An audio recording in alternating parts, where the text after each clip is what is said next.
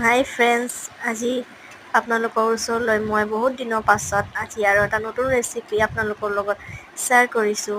আজি ৰেচিপিটোৰ নাম হৈছে পটল পস্ত। কোনে কোনে পটল খাই ভাল পায় মোক জনাবচোন দেই।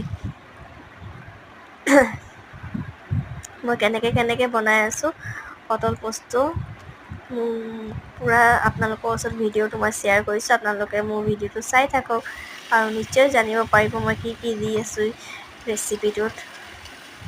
পটলটো লাগিবই, ফাৰ্ষ্ট পটল, তাৰপাছত এইটো মই পস্ত দি দিছোঁ। এইটো গুড়া কৰি থৈছিলোঁ মই, আৰু আপোনালোকে গুড়া কৰি কিনে ফ্ৰিজতো সোমাই থৈ দিব পাৰে।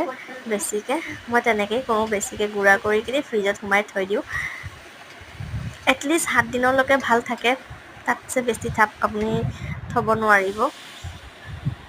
আৰু এইটো পূৰা ট'টেলি ভেজিটেৰিয়ান ৰেচিপি হয়, আৰু পস্ত দি কিনে ভেজিটেৰিয়ান ৰেচিপিয়ে ভাল লাগে। নন ভেজ ইমান এটা ভাল নালাগে, মই ভাল নাপাওঁ।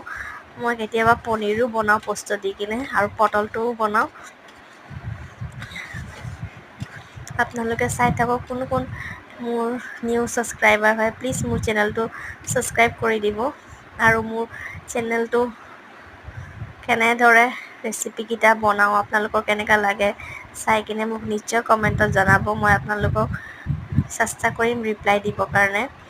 আৰু মোৰ বহুত দিনৰ পাছে ভিডিঅ'কেইটা শ্বেয়াৰ কৰা হয়। মই ভিডিঅ'টো কৰোঁ কিন্তু শ্বেয়াৰ কৰাই নহয়। অ'কে বাই, মোৰ ভিডিঅ'টো চাই থাকিব।